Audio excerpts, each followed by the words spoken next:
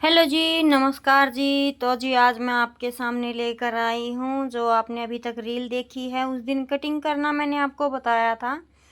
Simple कपड़े से मैंने ये शरारा कट किया है, यानी कि सर्कल प्लाजो कट किया है और टॉप कट किया है।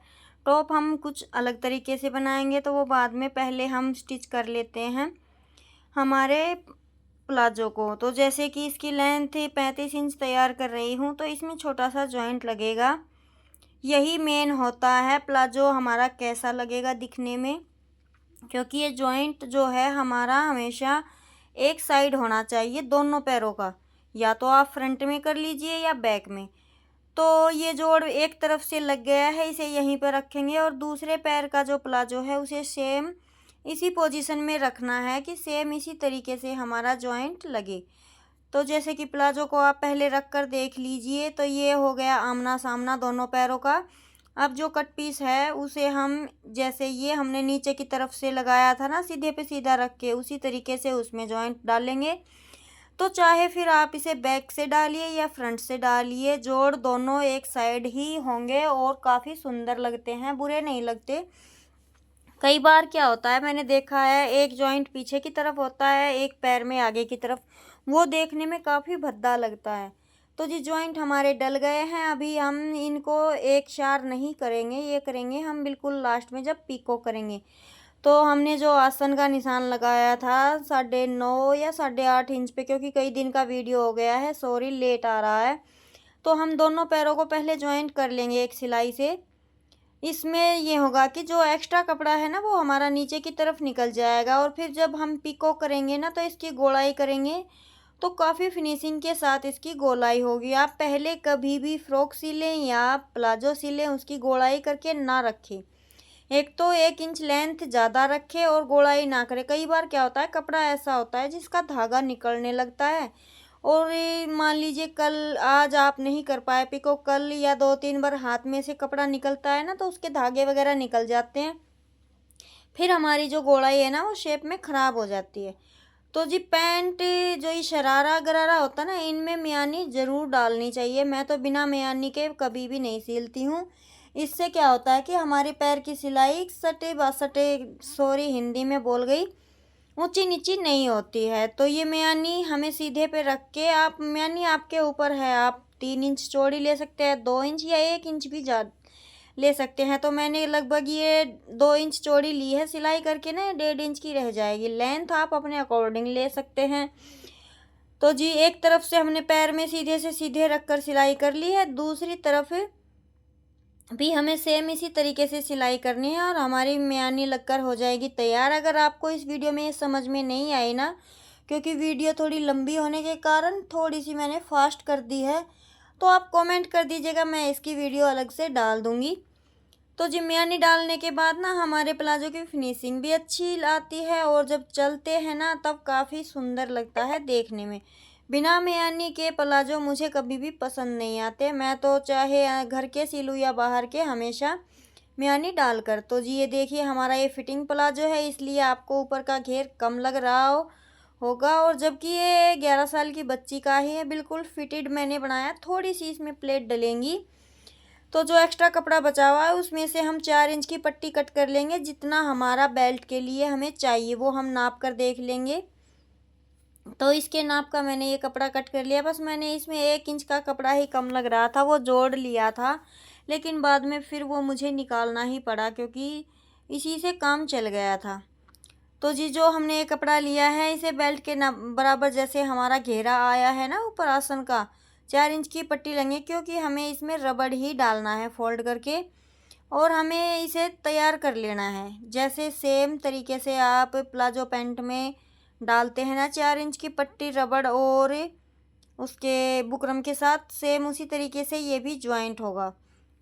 तो जी मैंने नाप कर देख लिया है। ये अभी हम अपनी बेल्ट को कर लेंगे स्टिच, और जो ये 1 इंच का भी कपड़ा मैंने छोड़ा है ना, ये भी बाद में एक्स्ट्रा था तो वो मैंने निकाल दिया था। तो अभी इसे हम पक्का कर लेते हैं, और राउंड में अभी उसके साथ पहले इसे स्टिच करेंगे। आपकी मर्ज़ी है, अगर आप काफ़ी टाइम से सिलाई कर रहे हैं तो सीधे पे सीधा रख कर भी आप फोल्ड कर सकते हैं, फिनिशिंग आ जाएगी। और अगर आप पहली बार या दूसरी बार कर रहे हैं तो आपको सीधी बेल्ट को उल्टी तरफ रखना है ताकि वो सीधी होकर हमारे सीधे प्लाजो पर फोल्ड होकर आए। उससे फिनिशिंग अच्छी आएगी। थोड़ी बहुत जो ख़राब आएगी वो अंदर की तरफ रहेगी, बाहर हमारी फिनिशिंग दिखेगी। तो जितनी हमारी ये बेल्ट है ना, क्योंकि इसका मेज़रमेंट तो कई दिन पुरानी वीडियो हो गई, मुझे याद नहीं है कमर का, तो उससे 4 इंच कम हमें रबड़ लेना है। और आप अपने बच्चे की बना रहे हैं तो उसके अकॉर्डिंग, जैसे उसकी पजामी पैंट का नाप लेकर भी आप रबड़ डाल सकते हैं। तो जो ये बेल्ट यहाँ पे तैयार की थी ना, उससे मैंने 4 इंच कपड़ा यानी कि रबड़ कम लिया है और इसे जॉइंट कर लिया है। अभी हम जैसे सेम पैंट में डालते हैं उसी तरीके से फिनिशिंग के साथ रबड़ पर सिलाई नहीं लगाएंगे, कपड़े पर ही लगाएंगे, क्योंकि इलास्टिक को हमें खींचना है और इसे हम अच्छे से इसके साथ सेट कर लेंगे। बाद में इसके ऊपर जो सिलाई आप लगाना चाहते हैं तो लगा सकते हैं, नहीं लगाना चाहते तो नहीं लगा सकते। तो हमारी बेल्ट लग के हो गई है तैयार और अभी रह गया पीको का काम। तो वो पीको मैं बाद में करूँगी, लेकिन आपको एक शेयर करके दिखा देती हूँ। अभी जो एक्स्ट्रा कपड़ा है ना, उसको हम अच्छे से निकाल पाएंगे। अब यहाँ पे चाहे फ़्रॉक हो या हमारा ये अम्ब्रेला प्लाजो, अच्छे से फिनिशिंग के साथ हमारी कटिंग होगी और इसके धागे वगैरह भी नहीं निकलेंगे। आप हैंड टू हैंड पिको करके डाल सकते हैं। तो जी अभी वो सिलकर तैयार हो गया है। अभी सिल लेते हैं अपना टॉप। बिल्कुल सिंपल है और काफ़ी सुंदर लगा है। तो जी ये टॉप मैंने कट किया था, तब यहाँ पे बैक पार्ट में चैन लगाने के लिए कट किया था हाफ में, लेकिन अभी मन हो गया था हुक आई करने का। सेम ब्लाउज़ के तरीके से ही बनाऊंगी क्योंकि पहनने में थोड़ा कंफर्टेबल होगा।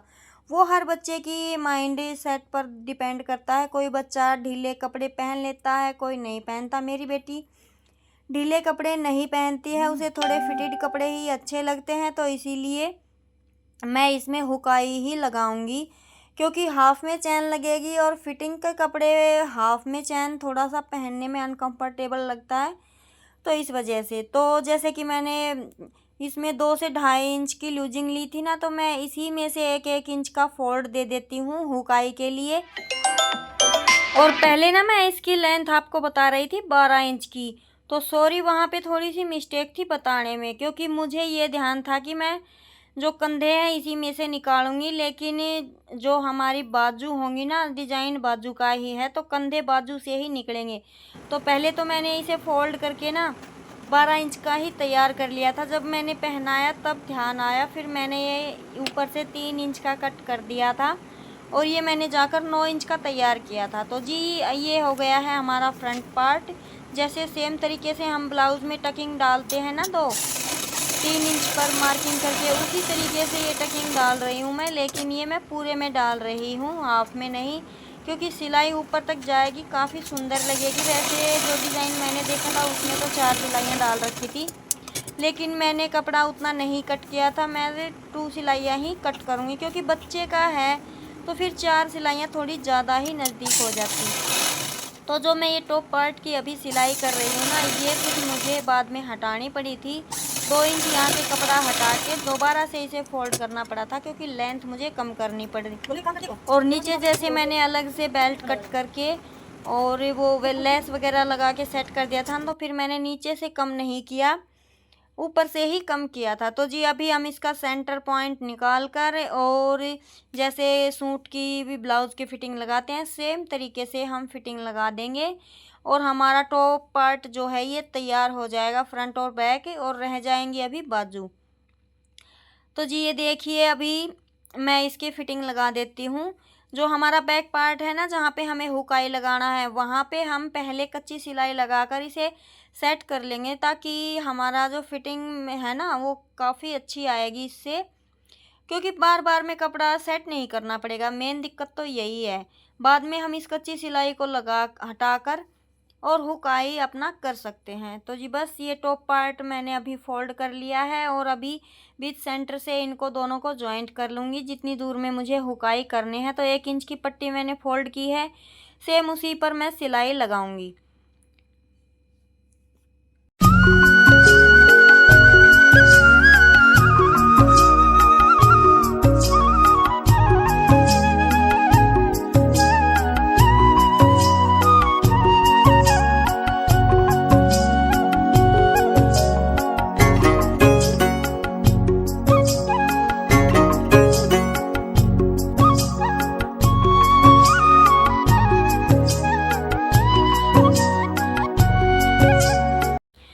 ये देखिए मैंने बैक पार्ट को कर लिया है जॉइंट।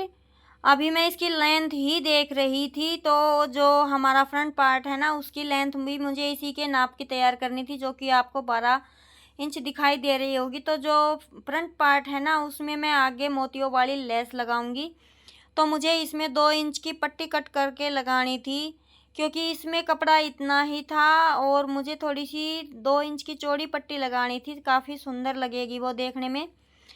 तो जैसे कि अभी मैंने ये पट्टी कट कर ली है और नीचे की तरफ सीधा रखते हुए पट्टी को हम इसमें पहले एक स्टिच डालेंगे और फिर ऊपर की तरफ उसे सफाई के साथ इसकी स्टिचिंग कर देंगे। बाद में हम इसके साथ जॉइंट करेंगे लेस।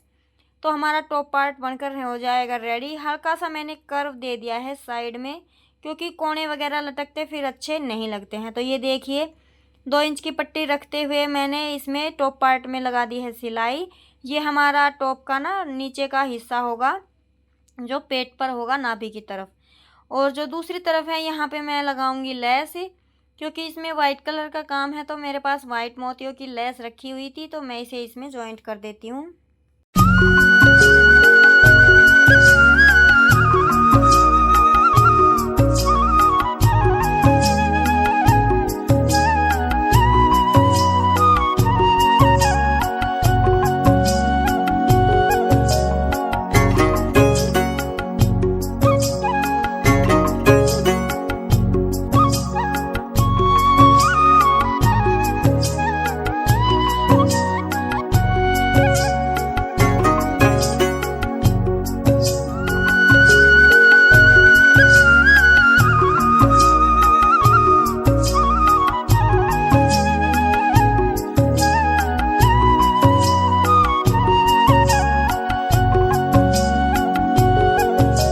तो जी देखिए अभी मैंने फ्रंट और बैक पार्ट को ऊपर नीचे रखते हुए बिल्कुल सेम तरीके से यहाँ पे फिटिंग लगा ली है, जो फिटिंग हमने ली थी। और हमारा जो टॉप है मेन टॉप वो तैयार हो चुका है कुछ इस तरीके से। अभी हमें इसमें आर्म होल की छटाई करनी है, वो किस तरीके से करनी है वो मैं आपको आगे बताऊँगी। तो अभी पहले बाजू तैयार कर लेते हैं। तो जो हमने बाजू की लंबाई ली थी ना 20 इंच की तैयार करनी है, तो इसमें 1 इंच कम है। लेकिन जो आपको ये कपड़ा है ना इसे 4 इंच कम ही लेना है रबड़, और इसमें हम खींचते हुए इस रबड़ को अटैच कर देंगे। पहले 1 सिलाई लगाएंगे हाफ फोल्ड देते हुए, इस पर कपड़ा स्टिच हो जाएगा। और ये इतनी फिनिशिंग के साथ रबड़ लगता है जैसे आप अंडर गवर्नमेंट की इस तरीके से तैयार कर सकते हैं। मैं घर पे ही तैयार करती हूँ, अगर आपको वीडियो देखनी है तो आप कमेंट कर सकते हैं।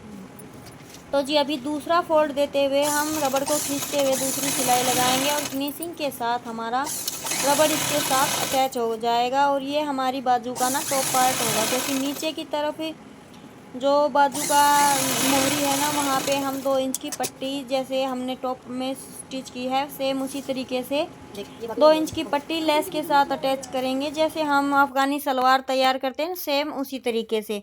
बाकी का जो इतना भी एक्स्ट्रा कपड़ा है ना इसमें हम छोटी छोटी प्लेटें देकर करेंगे। तो ये मैंने जो रफ कपड़ा बच गया था उसमें से 4 इंच की पट्टी कट कर ली है, क्योंकि फोल्ड होके ये 2 इंच की रह जाएगी। तो जितनी हमारी जैसे हाथ की गोलाई है ना उससे 1 इंच एक्स्ट्रा लेते हुए मैंने ये कपड़ा कट कर लिया है। और इसमें जैसे अफ़गानी सलवार में प्लेटें डालते हैं एक बाजू में इस तरफ से, यानी कि दोनों तरफ की अपोजिट, एक की उस तरफ से और एक की उसके उस तरफ से, इस तरीके से हमें बाजू तैयार करनी है। और एक तरफ लगाएंगे हम लेस।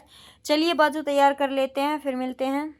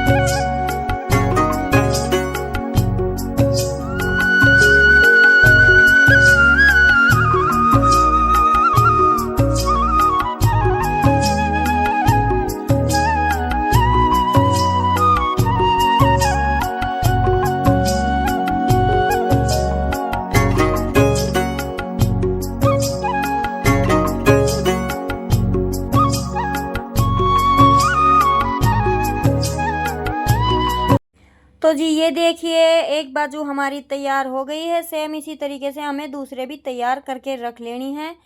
तो अभी हमने उठाया है टॉप को और आप देख रहे होंगे अभी मैंने इसकी लेंथ कम कर दी है। तो अब यहाँ पे हम आर्म होल की छटाई करेंगे। वो किस तरीके से करेंगे वो मैं आपको बता रही हूँ। अगर हम आर्म होल वैसे तो ये मैं जो निशान लगा रही हूँ ना, ये मैंने लगाया है गले का, यानी कि बच्चे का गला कहाँ तक हमें रखना है वो आप नेप ले लीजिए। और बैक और फ्रंट में आप उतना ही बीच सेंटर से निशान लगाते हुए गले का निशान लगाइए। जो बाकी का कपड़ा बच गया है फिटिंग का, उसे हम 1.5 इंच नीचे डाउन करते हुए वी शेप में फोल्ड कर देंगे। अगर आप चाहें तो इसे वैसे कटिंग करके आर्म होल की छटाई भी कर सकते हैं, लेकिन उसमें आपको पाइपिंग जॉइंट करनी पड़ेगी। तो ये हैंड टू हैंड मैं आपको बता रही हूँ तरीका, ना इसमें आपको कटिंग करनी है ना ही कुछ जॉइंट करना है। तो हमें इसे वी शेप में फ्रंट के दोनों पार्ट और जो बैक पार्ट है उसके भी दोनों पार्ट इसी तरीके से मिलाते हुए स्टिच कर लेने हैं। तो हमारी जो टॉप पार्ट है ना, इसका आर्म होल तैयार हो जाएगा बहुत ही फिनिशिंग के साथ। अब यहाँ पे चाहे तो आप बद्धी वगैरह लगा सकते हैं, डोरी वगैरह, या फिर बच्चे को जैसे इलास्टिक डाल के डोरियाँ लगाते हैं वो लगा सकते हैं, या बाजू अटैच कर सकते हैं, कुछ भी कर सकते हैं या इतना टॉप तैयार करने के बाद। तो जी ये देखिए हमारा टॉप हो गया है तैयार।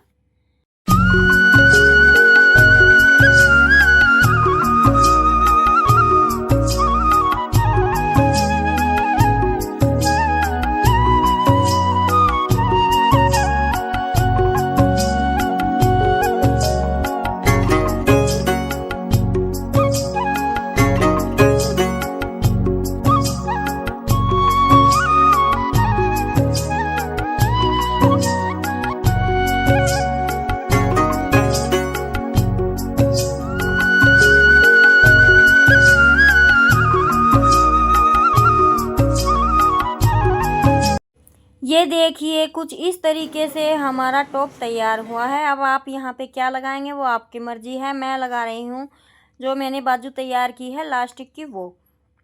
तो जो बाजू का सेंटर पॉइंट है ना, वो रहेगा हमारे कंधे पर, और जो सिलाई से सिलाई को मिलाते हुए जैसे सेम हम कुर्ती में बाजू स्टिच करते हैं सेम उसी तरीके से। लेकिन यहाँ पे क्या होगा कि हमने इलास्टिक डाला हुआ है तो सिलाई से सिलाई को मैच करके हमें इलास्टिक को खींचते हुए अटैच करना है बाजू की ऊपर कंधे की तरफ से। जितना हमारा ये आर्म होल है वहाँ तक हमें रबड़ को खींचना है और सफाई के साथ अटैच कर देना है, क्योंकि यहीं पर हमारी फिनिशिंग दिखेगी। अगर आप वैसे स्टिच करेंगे तो आप यहाँ पे रबड़ नहीं डालना, और अगर रबड़ ने रबड़ डाल दिया है तो आप रबड़ को ऊपर की साइड रखेंगे और जो हमने आर्म होल तैयार किया है ना उसे आप नीचे की तरफ रखेंगे और इसे जॉइंट कर देंगे खींचते हुए। तो काफ़ी फिनिशिंग के साथ आपका टॉप तैयार हो जाएगा। तो हमने एक बाजू को अटैच कर लिया है, सेम इसी तरीके से हम दूसरी बाजू को भी अटैच कर लेंगे और हमारा टॉप बनकर हो जाएगा तैयार। बस इसमें मेन यही है बाजू और ये आर्म होल तैयार करना, बाकी सब कुछ सिंपल है। आप 1 से 2 बार वीडियो को वॉच करेंगे ना तो आपको अच्छे से समझ में आ जाएगा। सिंपल है लेकिन देखने में काफ़ी सुंदर ड्रेस तैयार हुई थी। तो जी हमारी ड्रेस हो गई है तैयार। अभी इसमें पिको करना बाकी रह गया है और पीछे हुकाई लगाना। तो ये है हमारा टॉप। अगर आप चाहें तो इन बाजुओं को उतार कर रख सकते हैं, यहाँ पे बद्धी डोरी वगैरह लगाकर बच्चे को पहना सकते हैं। लेकिन मेरी बेटी ने ना बाजू लगवाई थी तो काफ़ी सुंदर लग रही थी, वो आप वीडियो में आगे देखेंगे। अच्छी लगी तो कमेंट कीजिएगा, लाइक कीजिएगा, शेयर कीजिएगा, और नए हैं तो हमारे चैनल को ज्वाइन कर लीजिएगा ऐसी ही मज़ेदार वीडियो देखने के लिए। इस तरह के एक्सपेरिमेंट मैं कर देखती रहती हूँ मेरे बच्चों के लिए। तो जी देखिए फाइनल की वीडियो, फाइनल का रिज़ल्ट, और बताइए कमेंट करके आपको कैसी लगी मेरी बेटी की ड्रेस, कैसी लगी मेरी स्टिचिंग, और क्या समझ में आया क्या नहीं आया। इसके साथ ही मैं रोकती हूँ इस वीडियो को यहीं पर। कैसी लगी ज़रूर बताइएगा, लाइक शेयर कमेंट और सब्सक्राइब ज़रूर कर लीजिएगा हमारे चैनल को। मिलते हैं नए व्लॉग में। जय राम जी की।